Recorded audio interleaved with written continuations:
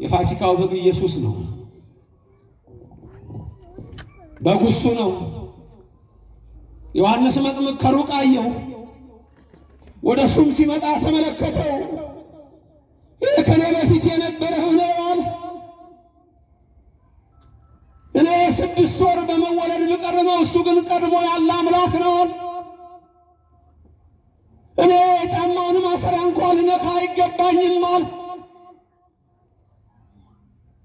ና በጉ ለእግዚአብሔር ዘአትት ኃጢአተ ዓለም አለ። የእግዚአብሔር በግ ነው፣ የዓለምን ኃጢአት የሚያስወግደው አለ። አይሁድ ግን ናቁት፣ ፈሪሳውያን ግን አልተቀበሉት። ጸሐፍት ይሰቀላሉ። እስራኤል ከሮማ ተባበረ፣ ሮማ ከአይሁድ ጋር አንድ ሆነ። የዓለም መድኃኒትን ወደ ሞት ወሰዱት። እሱም የመጣው ደሙን አፍስሶ እኛን ለመቤዝ ነበር። መስቀሉን አሸክመው ወሰዱት፣ በጲላጦስ ፊት አቀረቡት። መላእክት የሚንበረከኩለትን የሾህ አክሊል ደፉት። መላእክትን በክብር የሚያቀናጀውን እሱን ናቁት። ሁሉን የሚያየውን ሁሉን የሚመለከተውን ዓይኑን ሸፍነው መቱት። ክርስቶስ ሆይ ማነው የመታህ ብለው ቀለዱበት። ከትውልዱ ይህንን ማነው ያስተዋለው አለ ኢሳይያስ። ባየነው ጊዜ ደምግባት የለውም፣ እንደተቀሰፈ ቆጠርነው። በእግዚአብሔር እንደተመታ በሱ መገረፍ ግን በሱ ቁስል ግን እኛ ተፈወስን አለ። መስቀሉን አሸክመው ወደ ቀራንዮ ተራራ ወሰዱት። ወንበዴ እርማንን አስፈቱ። ዕውር ያበራውን፣ ለምጻም ያነሳውን፣ ጎባጣ ያቀናውን፣ ሽባ የተረተረውን፣ የዕለት ሬሳ ወለተ ኢያኢሮስን፣ የ4 ቀን ሬሳ አልዓዛርን ከመቃብር ያወጣውን ጎተቱት። እሱም በፍቅር ተከተላቸው። ወዮ ምን ያህል ምን አይነት ትሕትና ነው አለ ዮሐንስ አፈወርቅ አለቀሰ። ምን አይነት ትሕትና ነው! በግ እያለው ቀንድ እያለው የማይዋጋ በግ አለ። አባ ሕርያቆስም ነገረን። ፍቅር ሰሐበ ለወልድ ኃያል መንበሩ አብጽሖ እስከ ለሞት አለ። ፍቅር እነሆ አምላክን የአምላክን ልጅ ከሰማይ ሳበው እስከ ሞትም አደረሰው አለ። ልብሱን ገፈፉት፣ ቀይ ግምጃ ለበሱት፣ እንደ ወንበዴ ቆጠሩት።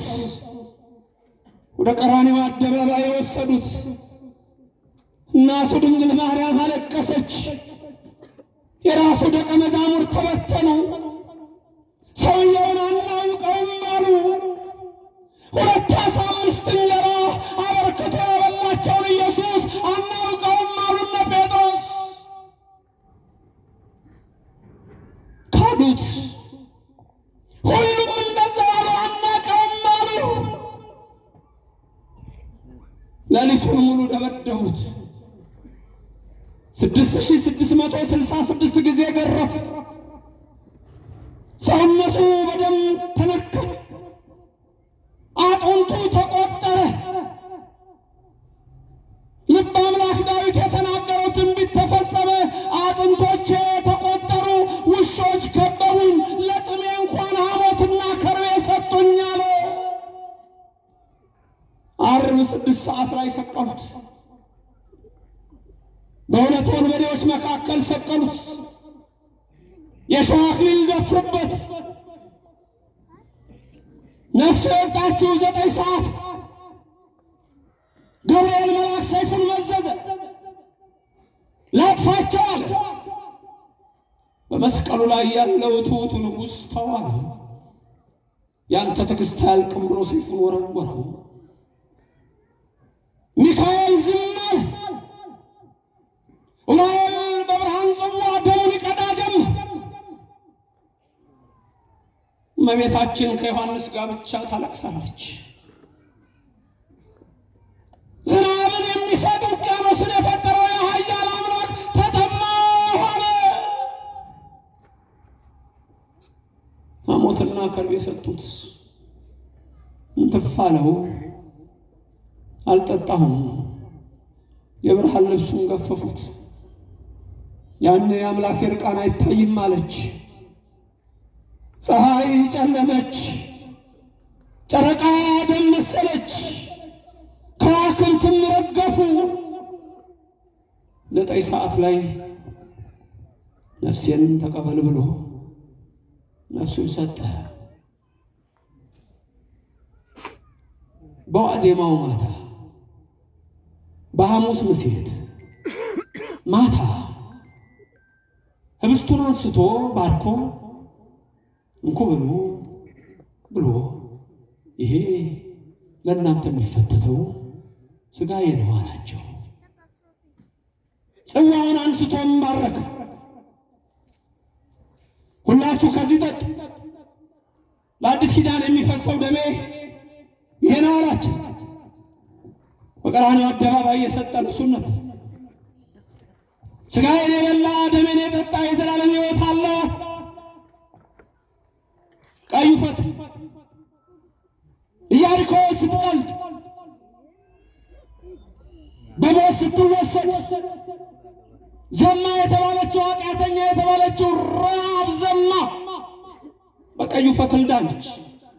ዛሬም እኔና እናንተ ኃጢአተኞች የተባልን በደለኞች የሆንን እሱ ራሱ ሲናገር እኔ የመጣሁት እነሆ ለጤነኞች አይደለም ለበሽተኞች ነው የመጣሁትና ልፈውስ ላድን ነው ብሎ እንኩ ሥጋዬን ብሉ ደሜን ጠጡ አለ። በዚህም የዘላለም ሕይወት ታገኛላችሁ አለ።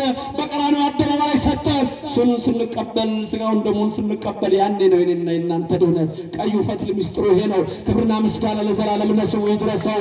አዎ እግዚአብሔር አምላካችን እኔና እናንተን ለማዳን ያደረገው ይሄ ነው። የኦርቶዶክስ ቤተክርስቲያን እቺ ናት። ሥጋው አማናዊ ነው፣ ደሙም አማናዊ ነው። በሌሎች ዘንድ ግን እንደዛ አይደለም። ግማሹ መታሰቢያ ይላል፣ ግማሹ የራት ይላል፣ ግማሹ የጌታ የራት ይላል። የት ያውቁታል? እግዚአብሔር ይመስገን። እናንተ ክርስቶስ ይሰቀል ካሉት አይደላችሁም። ክብር ምስጋና ይሁን እግዚአብሔር። እናንተ ሰውየውን አናውቀውም ያላችሁ አይደላችሁም። የምታውቁት ናችሁና ከዋክብት ናችሁ እናንተ፣ ከዋክብት ናችሁ እናንተ። ስለዚህ ፀሐይ ጨለመች፣ ጨረቃ ደም መሰለ፣ ከዋክብት ረገፉ፣ የአምላክ እርቃን አይታይም ብለው ብያችኋለሁ። ለአእምሮ ለቦ የሌላቸው ፀሐይ፣ ጨረቃ፣ ከዋክብት የአምላክ እርቃን አይታይም ሲሉ አእምሮ ለቦ ያለው የሰው ልጅ ግን ወኮነ ከመ እንስሳ ኢያእመረ አላወቀም። ነገሩ እንዲህ ነው። በዚህ ሊጨርስ ትምህርት ክርስቶስ ልብሱን ሲገፉት ፀሐይ ምን ሆነች?